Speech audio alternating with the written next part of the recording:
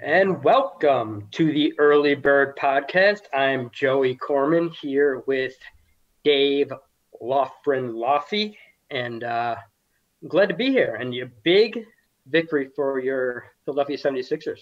Yeah, man. And somewhat victory for you hosting your first show, man. How's it feel? This is the debut right here.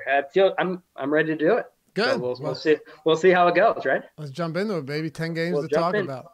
We have 10 games, but first, this show is sponsored by Yahoo Daily Fantasy Sports, the most trusted name in fantasy sports, and the home to the weekly $200,000 baller contest with the top prize of $20,000. Yahoo DFS now includes CSV upload and CSV edit features for those looking to play multiple lineups.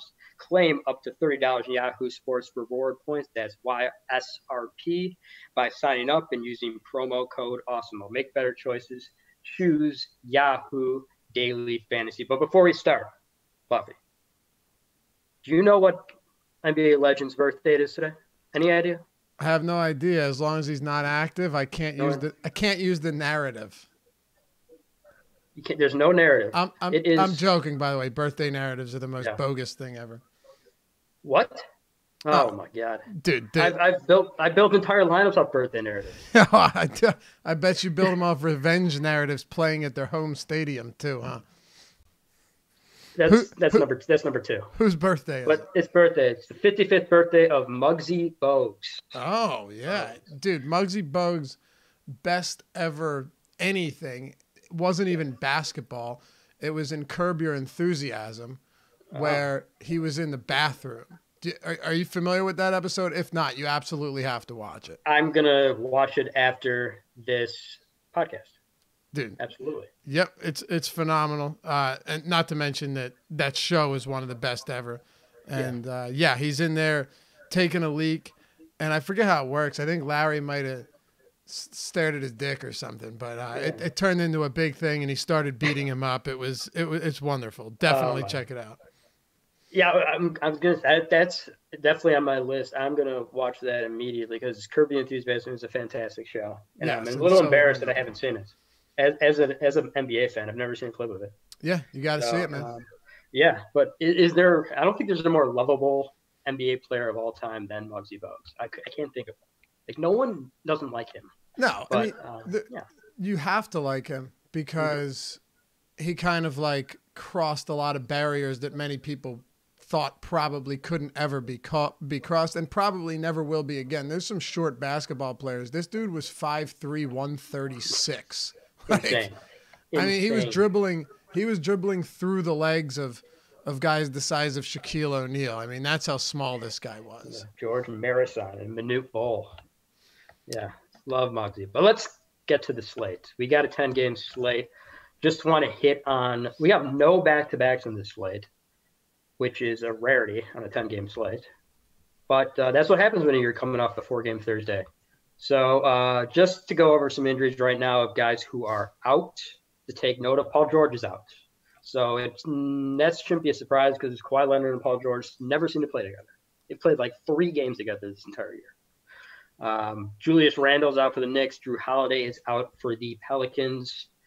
We've got Bogdanovich out for the Kings. Other injuries, Kenrich Williams is out for the Pelicans in case you were thinking about playing Kenrich Williams. I don't think you were. And Rashawn Holmes is out for the Kings as well, so the Kings are a little shorthanded there. Let's start with the point guards. Anyone standing out to you, Bobby? Yeah, I mean, some of these injuries are, as you mentioned right now, pretty significant, right? Like Holmes being out again, you've got injuries to pay attention to in Golden State, but it looks like Dre's definitely going to play. I don't know about I don't know what we're going to get with D'Angelo Russell, but we'll see.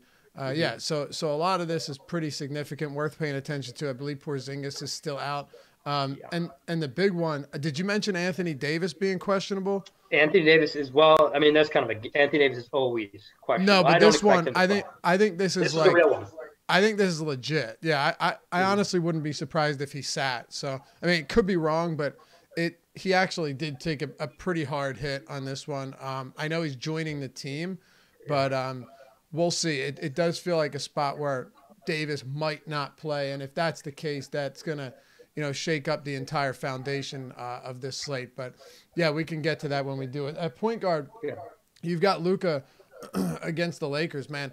The top priced options on this slate, it's pretty wild. You have Doncic at 12.6 on DraftKings. You have Giannis Antetokounmpo at 11.1. He's probable to go here against the Kings.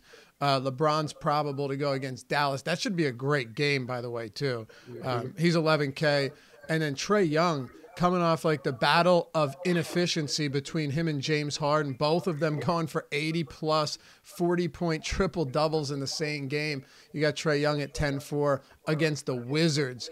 And I think you got to start there, right?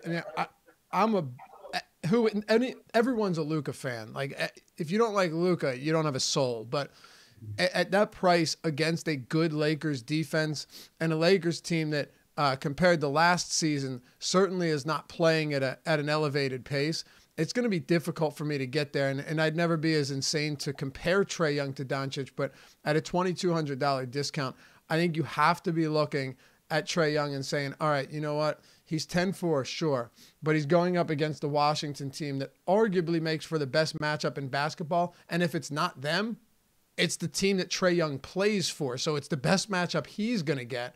I just think it's a spectacular spot. We don't have a line right now because of Bradley Beal, but I think right now, Joey, if I had to guess the total in this game, I'm going to say 241. I think it's going to be up around 240 at least. Worst case scenario is going to be low or high 30s, high 230s. We saw 238 between Houston and Atlanta last time out. And I think this one could actually exceed that. So Trey Young, to me, has got to be one of our top options here. I don't mind paying for him. I really don't. I don't mind that Levine's price tag has come down a little bit. Not a top option for me, but still in play. A lot of these guys that are reasonably priced have pretty tough matchups. Dinwiddie against Miami. Man, I don't hate the price there at a low 7K price point. He's fine. But look, De'Aaron Fox, fast-paced matchup against Milwaukee, a Bucks team that allows a high percentage of three-pointers, but also is allowing the lowest field goal percentage in the league with the best defensive rating. De'Aaron Fox is in a tough spot here. And really, you go down the list of many of these guys that are reasonably priced. I think John Morant's in a decent spot against San Antonio, but many of them are going to be difficult to get to because their matchups are pretty ugly. And the one more I'll throw out there, this could be huge. If Bradley Beal sits again, I know Jordan McRae's coming off a tough game, saw a limited run in that loss, but at 6,500, he would probably be a priority option if Beal sits. Him and Trey Young both in the same game make for great plays. Absolutely. I mean, Trey Young is going to be a heavily targeted player once that total is released and it's up in either the upper 230s or lower 240s. I agree with you that I think that's a good line. What you said, 241? Yeah, 241. I mean, I'd say anywhere from like 238 to 241 is where I'd put it right now. Yeah, we'll call it 240 and a half. I'll take there you go. And if Beal plays, I'll take the under. I'll take 240. So. I'd be all right with that. If Beal plays too, I mean, it just makes like if Beal is in, McRae is still going to get run. He's still going to see decent usage because there's nobody else on this team, and Davis Bertans is going to play, so that could throw a wrench into it a bit. That's why I would say I'm not going to be high on McRae if Beal plays. There aren't a lot of mouths to feed, but just enough when you're getting a mid 6K price point on McRae. I would really need Beal to be out to feel good about McRae, even in this matchup. Yeah, absolutely. It's hard to argue against playing anybody against the Wizards or the Hawks. The Wizards have been a disaster in all fronts on defense, especially against the point guard position. So Trey Young, coming off that monster triple-double against the Rockets, is going to be a hot commodity for sure. And as far as the Lakers-Dallas game, that disappointed a little bit, the Doncic-LeBron matchup. The first one was the whole triple-double. I think did both of them put up triple-doubles that game? I think they did. And then the second one disappointed a little bit. Doncic was banging it up.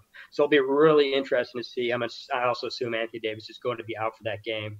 It's funny because someone sent me today a picture of Anthony Davis's head on the Riddler costume because he's always questionable. Yeah. I thought that was funny. Maybe we'll throw that meme up.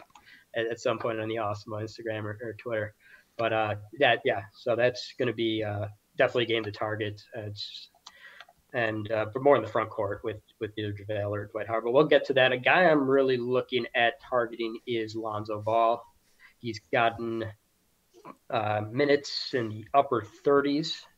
So he's playing a Knicks team that has really struggled against the point guard position. And I like any player that's going to be playing in the upper 30-minute range against the New York Knicks. Even Lonzo, who has really, really, really killed people last game. But I think this game is where he's going to come out and really put it to the Knicks. I thought you hated Lonzo Ball. I do not like Lonzo Ball. Yeah, I know. And so no one should probably pick him because I'm going to probably pick him. I think you're right. He let me down last game. Figured at low ownership in an up-tempo spot in a good game with a high total, that he could be solid with Drew Holiday sidelined, but he just decided that he had no interest in playing basketball. But I'm with you. With Drew Holiday out, it's a pretty solid spot. Look, I also, you're not a big fan of Lonzo Ball. As a 76ers fan, I can't say that I have a ton of admiration for Markelle Fultz, but this is a pretty good spot for him. DJ Augustin, you're not even seeing like direct backup minutes here. Like he subs in for him, but then they're playing a decent amount of minutes together. We've actually seen them play quite a bit of minutes together. As a matter of fact, last game, DJ Augustin played 1, 2, 3, 4, 5, 6, 7, 8, 9, 10, like 13 minutes alongside Fultz. Augustin's doubtful to play in this game. So we've seen Fultz picking up upwards of like 30, 31 minutes lately. Now he goes into Phoenix. He's played 32, 29, 30, 31 minutes over his last 4. I think you could get, potentially upwards of 33 in this game, reasonably priced. Again, not the biggest Markelle Fultz guy, but, even look at this last game. Here's a perfect example. Dude, Markelle Fultz played 31 minutes, and the bench was emptied entirely with 5.5 minutes left in that game. So, I mean, it's realistic that he could have played 34 here in the event that it stayed close. I do think against Phoenix, this is actually a pretty appealing game.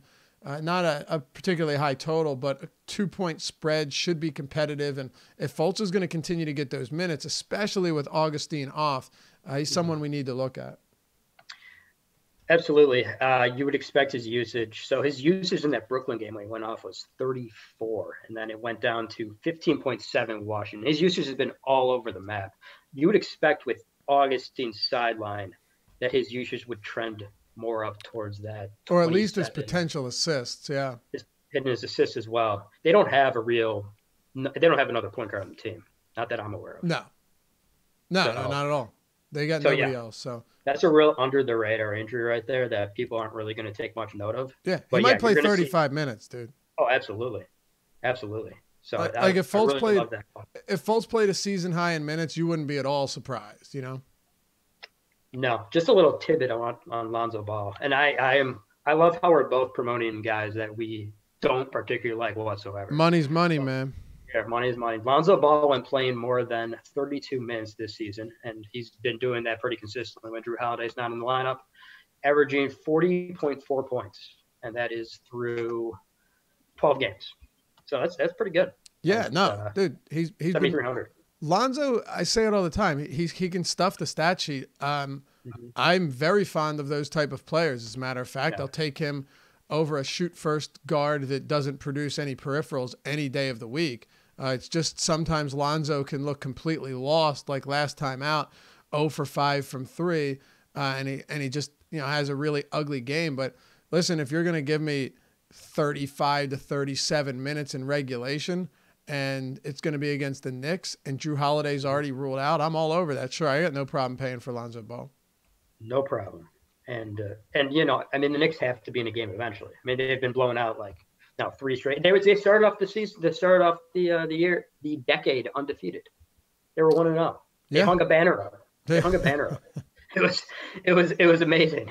And then now they've lost 3 straight. They hung in there with Phoenix, and then they just got absolutely blasted by the Lakers and the Jazz and what was the Bobby Portis show. So another point guard I will be taking a look at. I really like the matchup for Goran Dragic, even though he's a little pricey on DraftKings now. But Dragic, he's coming off the bench. I think he can be a real sneaky, under-owned player at $5,800 on DraftKings. Brooklyn offers one of the best matchups there is for opposing point guards, and he's coming off he's getting his minutes back up there in the upper 20s. So he should really be pretty good. I'm expecting for about 32 to 35 points from Dragic. Here's my concern, and you can tell me how you feel about it. That was Justice Winslow's first game back, and he had been out for a month, and I don't know if that's going to cut into Goran Dragic's minutes. Nunn played 23. There's a definite potential that Nunn comes in and ends up playing additional minutes in this game. I don't know. Tyler Hero played 26. So now you've got like a boatload of guards and swingmen that can do a whole lot. That would be my only concern. That is a definite concern. When Justice Winslow played 15 minutes last game and is returned from a lengthy injury, and I wouldn't expect him to play too heavy of minutes. No, I'd give him like 22 maybe. But Dragic is 22 is a reasonable expectation, and Dragic is as a guy. I'm a big Dragic fan. He has tremendous usage when on the court, and if he's going to see a lot of usage and get those 30 minutes against Brooklyn, who is really vulnerable to the point guard position. In fact, they are the second worst team all season in allowing points to point guards. I will maybe I'll be above the field on Dragic. Let's put it that way. Fair enough. All right, let's head over to the shooting guard position. Who is standing out for you, Laffy? So so this is tough because I'm waiting on injury news here, but with Augustin out and him playing overlapping minutes to Fultz, meaning that they're playing at the 1 and the 2, and he's not just getting backup point guard minutes, that means that he's probably going to void, I don't know, anywhere between 10 and 13 minutes to probably somebody like Terrence Ross. And if that happens, Terrence Ross becomes pretty appealing here against Phoenix. I would assume that Ross jumps into some of these additional minutes here because not necessarily sure where else it would go. It would be much easier just to run Ross at the 2, Fultz at the 1. And then if you wanted to do like Wes Iwundu or Fournier there and then Aaron Gordon and Vooch and throw some Kem Birch in there, that's fine. But in terms of bench minutes, Augustin was picking up a lot of those and playing alongside Fultz. So I think Terrence Ross probably could get 30 minutes here, which makes him a pretty intriguing play at a discount. And right now, value isn't there isn't a ton of like punt value at the guard position. So I think it's a fine play. DeLon Wright last game played 31 minutes. I can't say I'm intrigued or in love with this matchup, but I would at least keep a close watch on him and where his ownership is throughout the day. The price tag is still affordable. And then getting to a couple of other guys here, I'll work from the bottom up. Evan Fournier, $6,100. Jonathan Isaac out of the lineup doesn't really do a lot, but I like the fact that I'm telling you, Augustin being out might go overlooked, but it definitely impacts this team. You're taking a guy out of the lineup that's been averaging 28 minutes or so per game over the past over the past 10 games. So like you're still taking out not just a low end rotation guy, but one of the first players off the bench every single game. And I think that's going to affect Evan Fournier in a positive way. I think Terrence Ross is going to benefit from it as well. Both of these guys should see a pretty significant uptick in opportunity. Now, I'll say this much. The small forward or the shooting guard position, in terms of like great point per dollar value right now, there isn't a lot of it. There's not a lot of guys that are going to just jump off the page at you. Fultz is eligible here on DraftKings. It's easy because so many players have multi-position eligibility. Josh Hart should get another start. He'll play 30-plus minutes against the Knicks. I think he's fine. But it's really not a position, especially if Beal plays and McCray's off the table, that has a lot of glaring value. Absolutely, and I completely agree with that Terrence Ross um, assertion. I mean, if he gets minutes in the upper 20s, lower 30s against Phoenix, you should expect him to push upper 20s and lower 30s in points.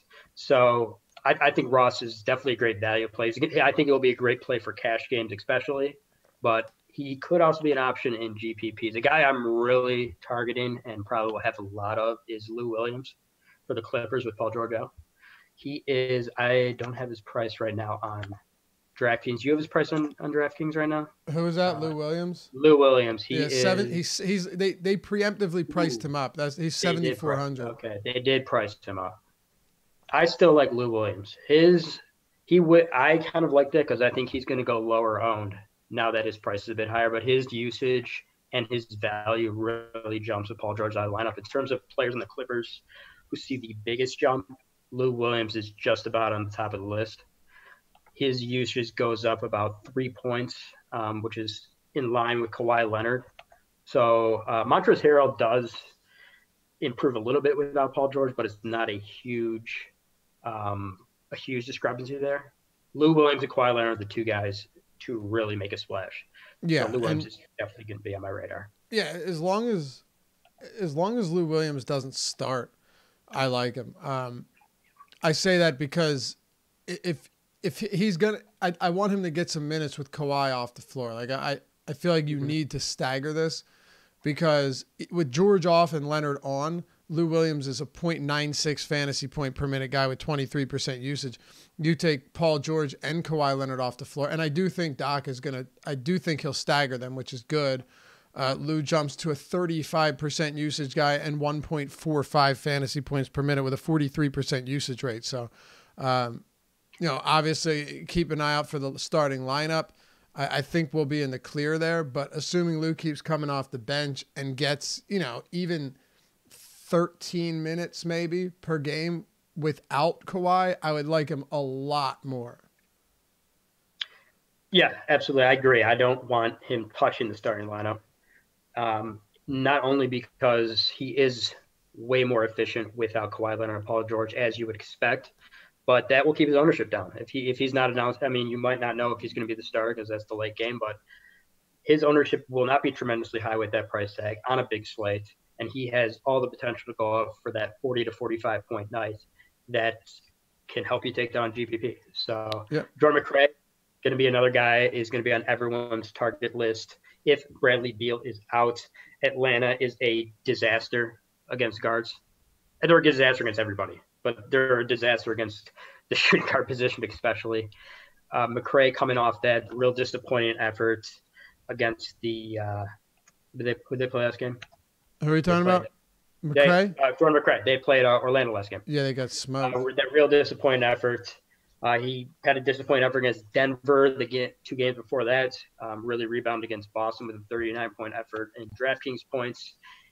Not the most consistent player, but he's been consistently every other game. So that price tag is still okay for me at 6,500 on DraftKings. I don't love it, but I'm willing to take a chance. Someone is going to go off for that team. I'm not going to bank on it being Troy Brown again. So McRae will be a guy who is heavily on my radar. Are we assuming Brad Beal's going to be out? What do we think about that? I have no idea. I really have no idea. It sounds like he's trending closer to playing, or that he's getting closer to playing. But I have no idea what the case is going to be with him. I'm not even at this point. I'm not even going to try and guess.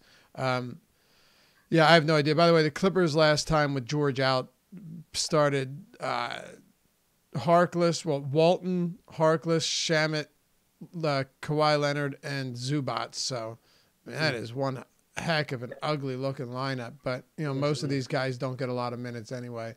They'll put Harrell in for a lot of them, and they'll put Williams in for a lot of them. Yeah, that's not Kawhi's going to have to do pretty much everything on that in that first line there. I don't see anybody who's doing much besides maybe Zubac will do a little. Zubac's that typical 10 minutes, starts 10 minutes, puts up like 15 DraftKings, 15 DraftKings points, and then kind of like disappears the rest of the game because he plays like 5 minutes the rest of the game. Yeah, exactly. So he's the Marcin Gortat of our era. But I want to take a pause right here to mention our promo codes that are currently running, because this is the last day to get our two of our biggest promo codes of the year. That is the New Year promo code, which is 20% off an Awesemo Platinum Yearly Pass. So use promo code New Year at checkout, and that is valid until January 10th, which is today. And the 2020 promo, which I think is our best promo we've run in quite some time. It's 20 days of Awesemo Platinum for $20. And those are you use promo code 2020 at checkout. So those are our two New Year's promo codes. And then, of course, we have our PGA 2020 still running. So if the Sony Open's going on right now, we got the $1 Awesemo Plus Golf Weekly Pass. That is finishing up January 12th. So if you want to get your golf in, get ready for you can get it now, get ready for the next tournament after the Sony Open. It'd be a great time to do it. We have some great golf content on DFS with Ben Rasa and Jason Roslin. So I would highly advise getting into some DFS golf. But let's get back to the slate. Small forward. Anybody jumping out? I know people are going to love Brandon Ingram again because he went off last game. Yeah, I like Ingram too. I mean, there's no reason not to. The price is getting a little bit prohibitive, but I still like him here. I mean, the question really is going to be, do you go with him? Do you go with Kawhi Leonard? I mean, with from a minutes perspective, Ingram probably plays like 38 minutes because he's been playing an insane amount of minutes in regulation. And Kawhi Leonard probably plays 32. And Kawhi Leonard is $700 more expensive. Kawhi has been playing a lot more minutes lately, so I think we need to point that out, that Kawhi's playing time. I mentioned this in the Deep Dive article last week, that we need to acknowledge that Kawhi has gone from he had played more than 35 minutes like once over the first, I think it was through up until December, or up until December 11th, and now he's played 1, 2, 3, 4, 5, 6. He's played 5 games of 36 plus minutes over his last 9. One that he didn't was a monster blowout. Another was a huge blowout as well. So the big concern here is, does the game stay close? It's hard to think it does, but if you have Dre and D'Angelo Russell back, maybe. Kawhi Leonard is a 1.61 fantasy point per minute guy with George off the floor this season. 37.4% usage rate, 13% rebounds. If you put Lou Williams on the floor with him in those situations, you're still getting 1.61 fantasy points per minute and 35% usage. It really hasn't changed much at all.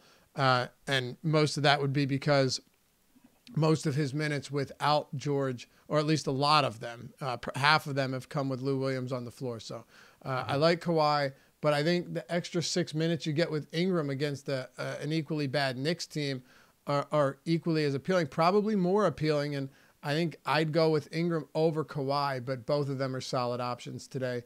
And then I'd be remiss to not mention Giannis Antetokounmpo at 11-1. I guess the question is, how does he stack up against the other top players on this slate at elevated price points? He's another guy where it's like, what type of minutes will you get here?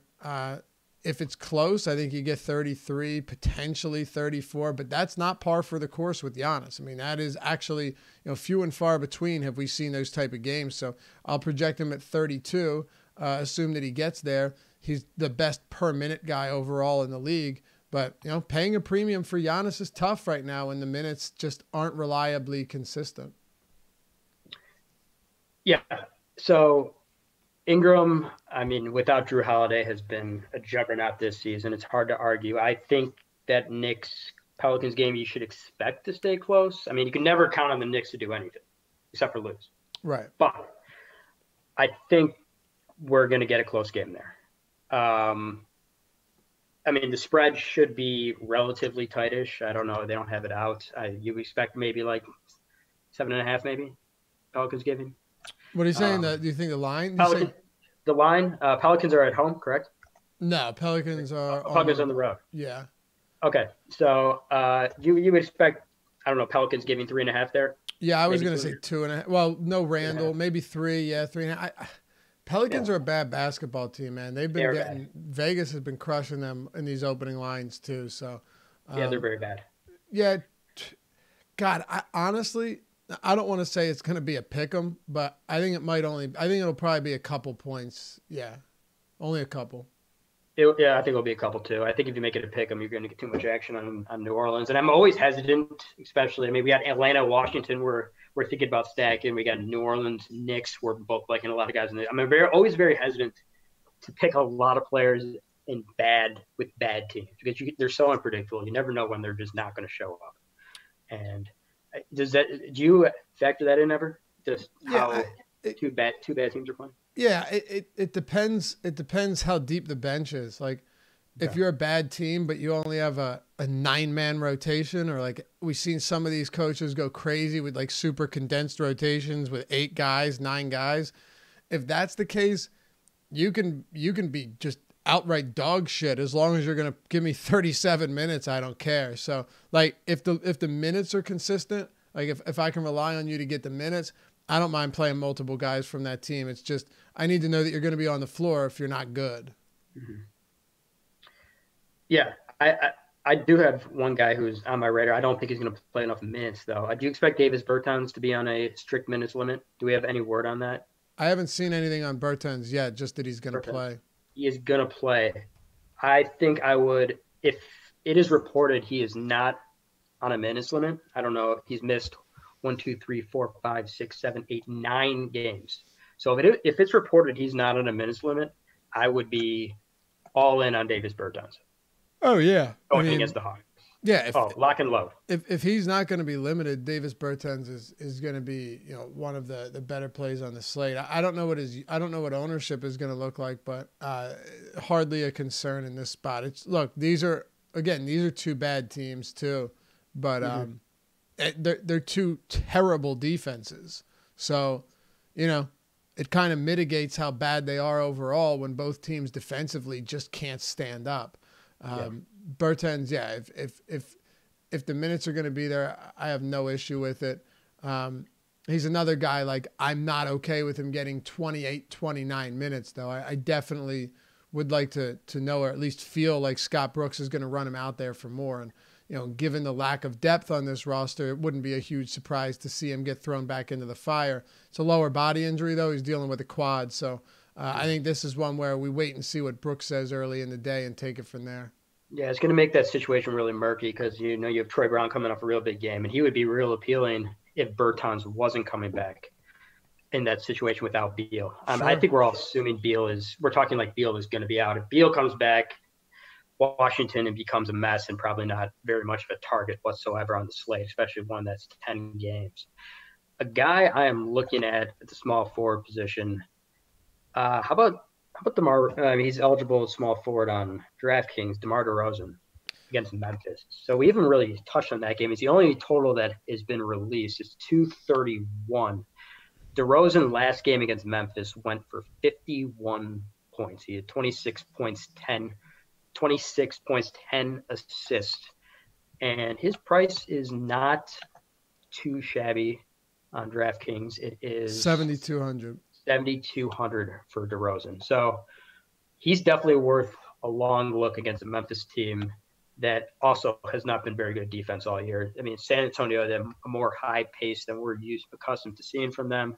Do you have any opinion on DeRozan as a potential target there? I have no problem with DeRozan. I hate paying $7K for him in a lot of spots, but he's seen his usage uptick a little bit recently. Minutes are reliable, and he's playing a Memphis team that's one of the worst defenses and fastest paced squads in the league. So, I mean, he's not going to be a priority to me by any stretch, but it's something too that's worth keeping in mind is over the last 3 weeks, he leads the entire league in drives. So he's been very aggressive at getting to the rim. And it's nice to see that driving to the rack means some less of those mid-range shots that we hate so much. And if he's going to be getting to the basket more, he's going to become a better and more efficient fantasy producer. He's going to be a better scorer. Is that going to is he going to be able to sustain that? I don't know, but just take a look at his shooting over the past 3 weeks that I mentioned: 64%, 91%, 53, 81%, 61, 52, 57, 73, 59%. That's no fluke. He's creating better shots for himself and getting to the rim. Mm-hmm. Yeah. So DeRozan, I agree, is going to be one of my targets. He's averaging 40.5 points per game over his last 5. He had 43 last game. He will be a target for me. Kawhi will be a target for me. I think if I'm going to take Lonzo, I probably will avoid Ingram with that price. I don't think I'm going to take both of them.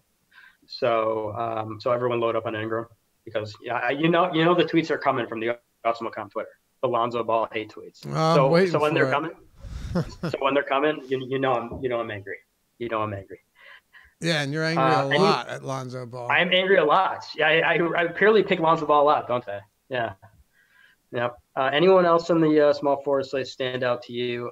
I do agree with Josh Hart. When he gets minutes, he usually can score in the upper 20s. I think he's averaging about 30 points per game when he's getting minutes in the upper above 27.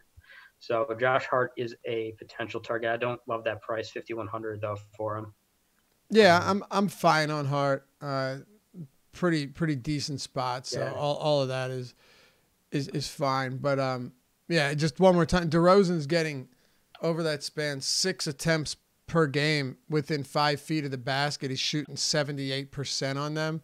Mm-hmm. Like his mid-range jumpers, he's taking as many mid-range shots as he is at the rim, and that's not typical DeMar DeRozan. I love that. Let's see if it continues. If it does, I'd be more interested. But safe to say I'm skeptical of a guy who has lived his entire life in the mid-range.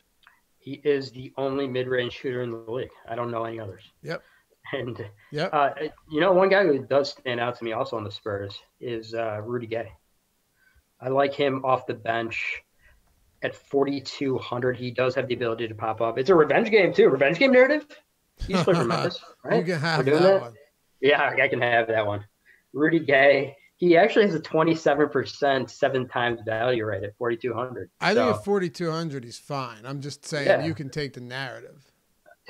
I'll take the narrative. I mean, as long as the narrative goes with the stats, though. Yeah, no, I think Rudy Gay's fine against Memphis. It's super volatile, but yeah, you could get 30. Very volatile.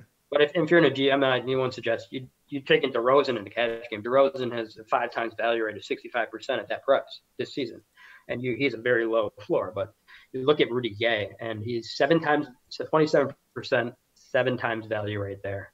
So he does have the ability to pop off when you're going for the higher price guys, maybe your Kawhi Leonards, your Giannis's, and potentially if AD's out, your LeBrons. Let's get to power forward, and we can.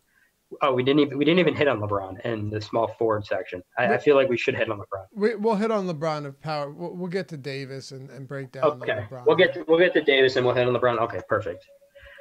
So at the power forward position, we have one big injury that has transpired. I just got an alert, actually, that Wendell Carter Jr. is going to be out 4 to 6 weeks. So great news for my Bulls again, who are going absolutely nowhere quickly. It's been a disaster of a season for us. I don't know what we're doing.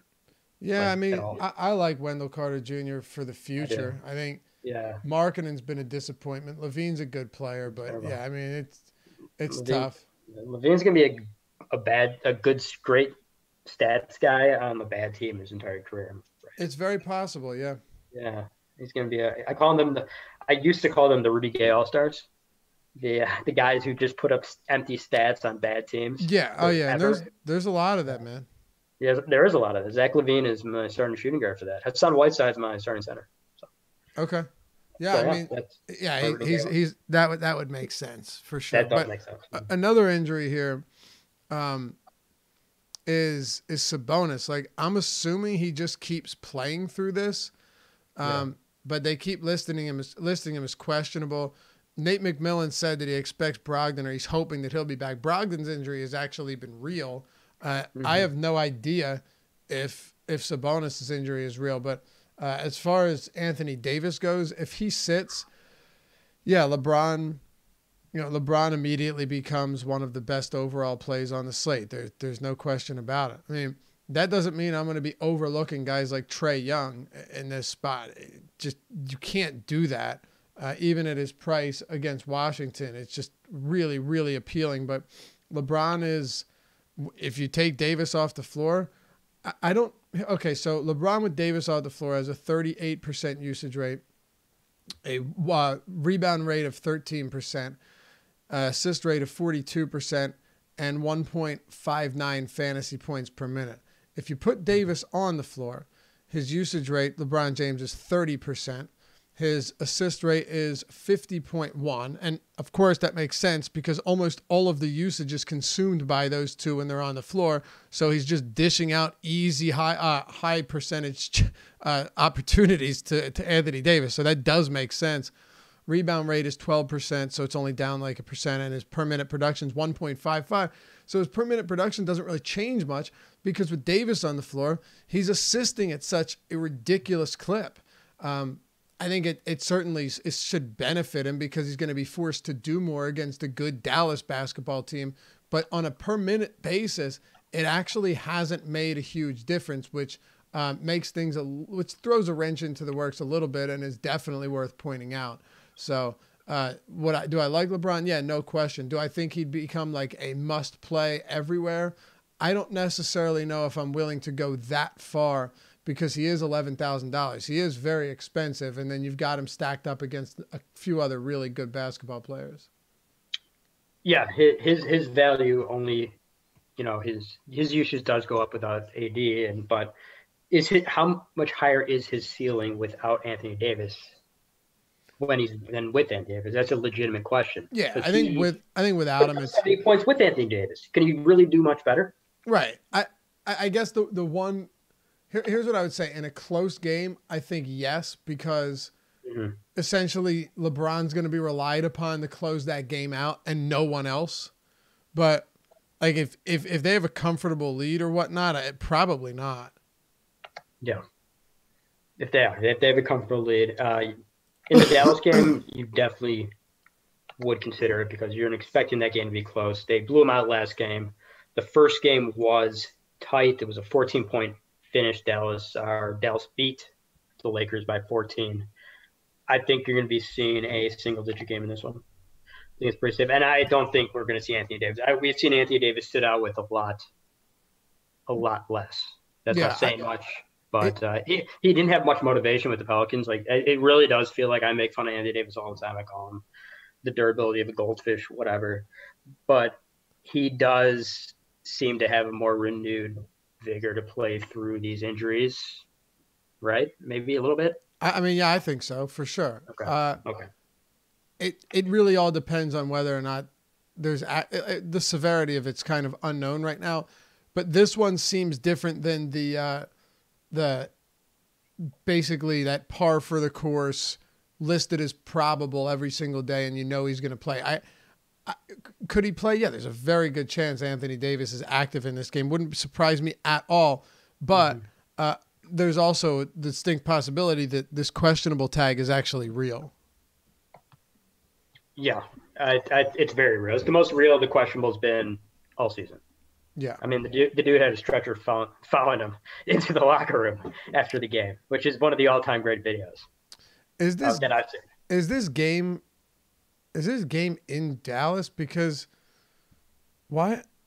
It's in Dallas, yeah. Why is there a 9:45 start time? I've never seen that before. In Dallas, there's a 9:45. Oh, then that'd be 8:45 for me in Central. But so 45? 45 strange. That is the strange. It's either 30 or on the hour. Yeah, that's weird. I don't think I've seen 9:45 start. Do they have like a special deal with some company that, like the White Sox used to start every game at 7-11 when they had a deal with 7-Eleven? I don't know. Well, I mean, Sixers start every game at 7-11 anyway.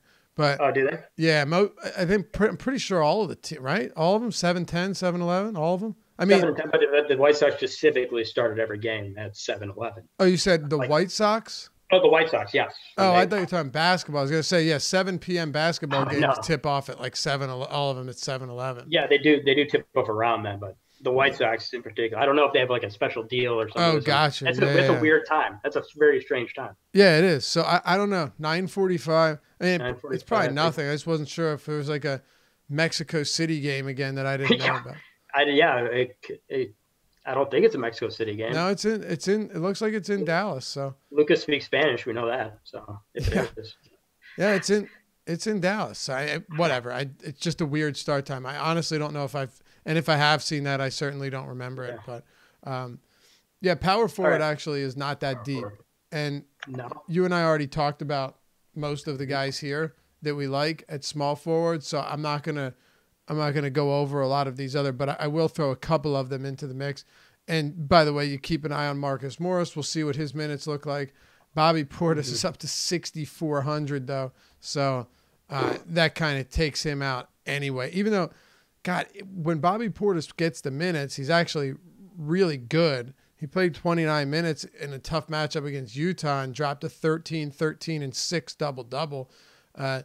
Is he worth it against the Pelicans with Randall and Morris possibly out? I'm not going to say it's the craziest idea, but that's definitely a sketchier one that I'd be reserving for tournaments. Marvin Bagley's still questionable, so there's another one. Like I said, Marcus Morris, Sabonis, Davis. I think Sabonis plays, but John Collins coming into this matchup with Washington, man, he got off to a scorching hot start against Houston and fizzled out. Still finished with 45, but he was on pace for like 180. My God, his first 6 minutes, he had like 22 DraftKings points. I don't generally like paying this much for him, but against Washington, John Collins might be someone that I have some interest in. Not a priority, but could you get a 55 spot from Collins here? I definitely think you could. Yeah, absolutely. Collins, I was watching that Houston Atlanta game as well, and Collins, I thought I wasn't checking up on the scores, and I thought Collins in that first quarter had like 30 points. It seemed like he had like 5 blocks, and he was all over the place. Well on his way to breaking the slate, and then fortunately for me, he slowed down. And then Trey Young decided that he was going to take over. Yep. And then the points started going up for Trey. So a guy I will be looking at power forward is Lauri Markkanen without Wendell Carter Jr. Do you have any insights on Markkanen's value without Carter? Sorry, Markkanen's without Carter? Lauri Markkanen's value without Carter. Yeah, Adam and I talked about this last game. The discussion was what type of minutes is Markkanen going to get at the 5? And we saw that Thad Young practiced with the first team at shoot-around. That ended up being the case. Both of them started, which put Lauri Markkanen at center. And then you saw Daniel Gafford in this one. Here's the interesting thing. There was some concern that, okay, is Gafford just going to play alongside Markkanen a lot? And then it'll make it so, his value is down because he's not playing at center. Well, 2 things happened. One, Markkanen disappointed, and that sucked because I liked him as a tournament play. But here's the thing. I was right about one thing. Markkanen's minutes came at center. And you might say, what do you mean? Of course they did. He started. Well, yeah, but a lot of times you'll see a guy start at center, and then you bring the backup in, a big, and then you just shift him over to the 4, the guy that started there, to get someone like Gafford minutes. But no, Gafford was the direct sub for Lauri Markkanen throughout the entirety of this game outside of the last 2 minutes. So I think you see Markkanen get more minutes next game. I mean, it was just a highly disappointing effort against the Pelicans. He was not rebounding well, but he is going to be, assuming this is the case again and he starts at the 5, he played 29 minutes there. I think he could get up to like 33 or so. I'd expect him to get back up to the run that he was seeing. 6,100 for Markkanen. I really like him, assuming all of his minutes come at center, which last game they certainly did. I really like Markkanen as well. He was at that 6,100 price tag stood out to me. Coming off a disappointing game, you would expect a little lower ownership on this slate. I don't know what his ownership was in the last slate, but I know he was a semi-popular option in terms of Lauri Markkanen being popular. But I do think Markin can really put up a great game against Indiana. Another guy I'll be looking at, and you hinted at it, that you think he will play, is Domantas Sabonis. The Bulls, I don't see who's stopping Sabonis without Wendell Carter Jr. down low. Yeah, they I won't. have no idea. They won't. There's simply no way they can do it. Thad Young is a natural 3, and Yeah, right. Mark, it actually leads you to believe that they might actually go with like Gafford at the 5 and Markkanen at the 4, and then Thad Young to the bench. I don't know if that'll be the case, but it would not be a shock if that's what we saw happen. If Boylan ended up running with Gafford in the starting lineup. Don't overestimate Jim Boylan. That's true, right? Don't overestimate Jim Boylan. I mean, Domantas is on an impressive streak. He's got 5 straight. That's 5 straight games, 47+ points. Mm-hmm. Did anyone see? I mean, I think the Pacers got a lot of heat for the trade they made for Paul. That when they traded Paul George, they got Sabonis back, they got Oladipo back, and he's turned into a full-blown star. I mean, he's gonna make the All-Star game. I think. Kid's a stud, man. He's a really good player. He's an instant double-double. He really is. So Sabonis at that $9,100 price, I think is his highest of the season, which scares me a little bit. But I'm still willing to take a chance on Sabonis having another monster effort there. Are there any lower price options at the power forward position that stand out to you? I think we talked about any of them that would be there, but no, other than like a Rudy Gay or whatever, maybe. No, actually, no. I'm looking at it now. There's really no one, unless you think like 22 minutes from Brandon Clark is enough. I don't think there's any value that I'm looking to get to here. Mm-hmm. Any interest in LaMarcus Aldridge? Yeah, Aldridge is fine going up against Memphis. I have no issues with him. I actually think he's a pretty good, point per dollar value, but not a cheap option. He's Aldridge to me is perfectly reasonable, but I'm never going to be like ultra high on Aldridge when he's priced appropriately, and I think he is. Yeah, he went for 65 last game against Memphis. That was his 40-point outburst. Yeah. I'm always skeptical of a guy coming off a 40-point outburst against a team the previous game. Is that the game where he shot like 18 of 19? Let me see if I have as he shot 25 field goal attempts and I have 68%. Okay. So he shot very well and he scored 40 points in only 31 minutes. His usage was the highest it's been all season, 39.2. Yeah, I mean, it's a good spot. I think we can close probably say, we can put that at one as an outlier, maybe. I think we can. So I don't think I'll be having a ton of Marcus Aldridge. I mean, people may look at that and say, hey, I want some Marcus Aldridge in my lineup. Look at that total at 231. That's going to be one of the higher ones we're going to see. The Atlanta-Washington will be higher. I don't see what else on the slate is going to be higher than that. I think that's going to be the second highest one on the slate. Washington, Atlanta will be higher, and then Memphis, San Antonio will be the second highest. So I don't know. Clippers, Golden State won't be higher. Dallas, Lakers won't be higher. Sacramento, Milwaukee won't be higher, I don't think. No, that'll probably be high 20s. Yeah, you're probably right. Yeah. It's at what, 231 right now? Yeah. Yeah, so I would expect a lot of interest in LaMarcus Aldridge. Yeah, he'll probably get some ownership. Yeah. So not a target for, I don't think either of us are loving LaMarcus Aldridge in that spot. And finally, the center position. Are we banking on another Dwayne Dedmon renaissance? The guy who wanted to be traded, and now he was active because Rashawn Holmes is out, who is once again out? Yeah, it's tough to say. I mean, 32 minutes last game. If everything remains the same in this one, you're gonna have to have interest in Dwayne Dedmon, whether you want to or not. But Marvin Bagley was a full participant last game, and I don't know. You might see some projections saying like, all right, well, Bagley's going to, or assuming that Bagley is still going to get all the minutes at the 4. I don't have any confidence that that's going to be the case whatsoever. Like, that would be the big concern of mine. Giles played 16 minutes in the starting lineup last game. Mm-hmm. Him and Dedmon split minutes at center. Nobody else got any run at the center position. I guess my thing is I'm not confident that that's going to be the case, because here's why. If it is, that means that Bjelica and Bagley split the minutes at the 4. So what are we saying? That like Bjelica is going to play 30, Bagley 18, 26 and 22? That doesn't seem to make sense to me. I'm assuming Bagley at least gets like, I don't know, 10 minutes at the 5. And who does that get taken away from?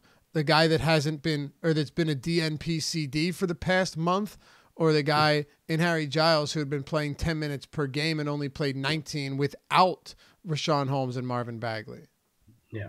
If Bagley's back, he's a hard sell. Very, very hard sell. Yeah. But if Bagley is out, I definitely think there's going to be a lot of interest towards Me too. I just think Bagley plays is what I'm saying. Okay. Full participant in practice. So full participant. I think he's been an injury mess this year, man. What a disappointing second season. The Kings in general. I hinted on a stat I think our last podcast, that at the time, and they might have won a couple games since, but De'Aaron Fox had won 4 games with De'Aaron Fox in the lineup this season. They were like 4-20 or something like that. I'm like, he just doesn't. I don't know. He doesn't fit this pace of the Kings team very well. It's just not. He's putting up stats, but it just isn't working out. And I hate to see it for my boy Vlade. So I want my guy Vlade Divac to succeed. But I don't. That's just supposed to be a step forward, and it hasn't been. A guy I will be looking at center is Rudy Gobert. I have a centers against Charlotte tattoo that I got earlier this year. So a what? I will be a centers versus Charlotte tattoo. Always take centers versus Charlotte. No, I'm kidding. But he went off for 50 points last game against Charlotte. I don't expect. You don't actually have that tattoo, do you? I don't. Okay. No, at least not yet. Okay, I was going to end this podcast. I have a centers against Philly tattoo back in the no. Yeah, how's that look now? Yeah, I know, right? But back when Philly let up those when they were like every center would go off against Philly. Like, Henry Sims was the starting center. Yeah, exactly. It was just boom. You could a schedule tweet centers against Philly. But this year it's been Charlotte. Charlotte has been Atlanta and Charlotte have been the two teams that have been and Washington have been really, really, really bad against centers. Gobert with 50 points last game against Charlotte. I think there's some concern that this game can stay close, especially with the 12.5 point spread in Utah. But Gobert, even in limited minutes, can probably get. He had 47 points and 26 against the Knicks. So he can make it happen. I really like Gobert in this match, but there's no way anyone on this Charlotte can even contend with him. You got Bismack. They got Bismack, and I would need to check if Bismack was the starter last game. I believe he was. But, there's Gobert is a guy I will be looking at against Charlotte. Jan Mahinmi against Atlanta. I mean, Atlanta's let up. I don't know last time Atlanta stopped the center. Every single game. They're not going to. They're not going to. Yeah. Yeah, as far with Mahinmi, I don't know what to make of. I agree on Gobert. I think he's perfectly fine. I don't know how easy it's going to get to him, or going to be to get to him with all of these like 9 and 8K players, but I definitely think he's in a strong spot. Mahinmi's a tough one for me. I get it. Bagley's out. It's going to be an easy call away from him. I like I said though, I think Bagley probably plays, so that's a tough one. Jared Allen had fallen off a cliff in terms of production. Went ahead and played 33 minutes last game. I think he's always a viable tournament option. I don't love the matchup, but when you're getting him at that price, there are games where Jared Allen can give you some really strong production. And despite some ugly numbers lately, he's still well over a fantasy point per minute on the season. Outside of that, though, it's a lot of guys we talked about. Markkanen, Aldridge eligible at the position. John Collins with center eligibility. I think Bam is fine, but Brooklyn's better in the front court than they were before. Much better than they've been in the past. So I don't look at this as just like a knock or line them up and knock it down type matchup anymore. Bam Adebayo's minutes though are really solid, and I think he's fine, but no one else in the mid-range that really stands out to me specifically. And then you just get into the usual characters. Like you hope to get 24 minutes from, Willie Cauley-Stein. Montrezl Harrell has been all over the map this season and, should see some benefit just being on the court, getting a little more opportunity in the closing minutes of that game. Probably the last 7 minutes, you'll see the closing lineup without George. Harrell should be in it, and no minutes with George with him being out. His minutes are all over the place, though. He's got 2 really strong games in a row, but you will get some really ugly performances from Harrell, which makes him a very good tournament play against Golden State. And that's pretty much where I'm at. Mm-hmm. Yeah. So, I mean, a guy I think you hit on there who is interesting is Jared Allen, and he's been just a complete enigma this season. You just don't know what he's always maybe an 18, 16, 14 point player in 26 minutes, and then he'll go up for 35 or 40. He's been in a huge slump. He finally picked it up in that 32 minutes against OKC, and his price actually went down on DraftKings. I know it's a little bit. I think that was a 9-game slate. It's a 10-game slate, but his price actually went down. He had 27 points that game, which isn't great, but the minutes are going to be there. Jared Allen, a potential target. I do like that for sure. How about someone to just throw out there who's super cheap? If you're really, how about a YOLO pick for me? So I had a YOLO pick today in the showdown slate for the Houston OKC game going on right now, the Russ Venge showdown on DraftKings, and I put PJ Tucker in my captain spot. That's not going to work. It's not going to work at all. He's not doing anything. But a YOLO pick, maybe Jakob Poeltl. If you're really looking maybe to play a blowout in that one, if he gets the minutes at $300 against Memphis, you could see a mid-20s performance. I'm talking, not saying to target him, but if you're like, I filled out my lineup and I only have 3,500. I have 3,500 left. Who am I going to play it on? Jakob Poeltl. Why not? I'm fine with that. I mean, Poeltl. Yeah. If I'm going to play someone that doesn't get a lot of minutes, make it somebody that can at least give you quality permanent production and be productive when he's out there. That's really all you can ask for. Yeah, and those are sometimes the guys down there who end up, making your lineup. Sometimes you just pick the right $3,300 guy to fill out your lineup, and that is just sometimes what you're saying. Hey, I owe Jakob Poeltl for my first place finish in the NBA fadeaway. So you never know. So Lafayette, I think that is going to do it for our early bird. That'll wrap it up, man. That will wrap it up. Are you on? What shows are you on tomorrow? I'm on the NBA Strategy Show, 9:30 a.m. Alex Baker and Ship My Money. Adam Scher are going to be on the Deeper Dive for 5 p.m. to 6 p.m. And then they'll be followed up, as they always are, by the Live Before Lock. Those guys will take you up till 7 p.m. That's going to be Josh and Spags. So a lot of NBA stuff tomorrow. A lot of NBA. Big NBA day. You're always on the NBA. I think you're on more NBA content than anybody, Lafayette. Yeah, You're the hardest working man in show business. I was gonna say I'm on more football than anybody too. Yeah, you're on a lot. I was so happy for football I love football, but doing back-to-back shows in the morning. And listen, I'm not complaining. I'm grateful and I'm really lucky to do what I do. But yeah, that was getting to be a lot with football towards the end. But this is a great part of season. It's kind of slow, but basketball is a great sport to talk about. Love basketball. That's how I got started in DFS, was actually basketball. So for sure, love basketball. All right, that's going to wrap it up. You can follow Laffy on Twitter at _Laffy. That's right, D_Laffy? Nope, Laffy _D. Laffy_D. I'm like, D. Oh, I got it backwards. I've only tweeted at it so many times, and I was like the Austin Miles thing. Yeah, no big deal. Henry. I don't know. And then I'm at Leave It to Divac because I'm a big Vlade Divac fan. That's the only. I think we have a couple of us. Maybe. No, we have a convention. It's like a guy who tweeted me the other day when I said I asked a question on Twitter, what's the worst ending to a TV show ever? I said Dexter. A ton of people agreed. A lot of people said Game of Thrones. A bunch of women started chiming in with Pretty Little Liars, never seen it. And then there's one guy who was like, it wasn't good. Just because you didn't like it, it doesn't mean it wasn't good. And he's talking about Dexter. Number one, it's subjective, so I don't know what the hell you're talking about, pal. Number two, you're literally the only person on earth to think that the finale for Dexter was good. Kind of like your position with Vladdy Divac. Oh, wow. I thought, you know where I thought this reference was going?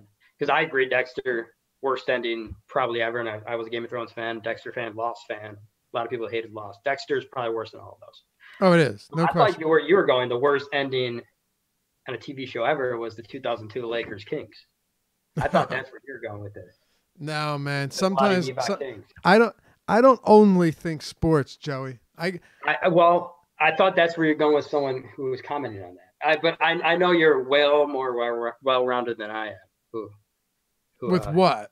Oh, you mean like non-sports well-rounded stuff? in terms of movies, TV.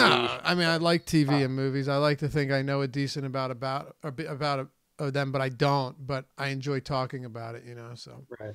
And my followers do too. So we have a good time. The followers love, and we got a lot of people on our followers who love their movies, and you know what? Everyone loves dogs as well. That's what I've realized. Everyone loves dogs. The Twitter analytics say so. 100% of people on Twitter love dogs. You can burn in hell if you don't like dogs. That's my thought. That's the most accurate thing you said.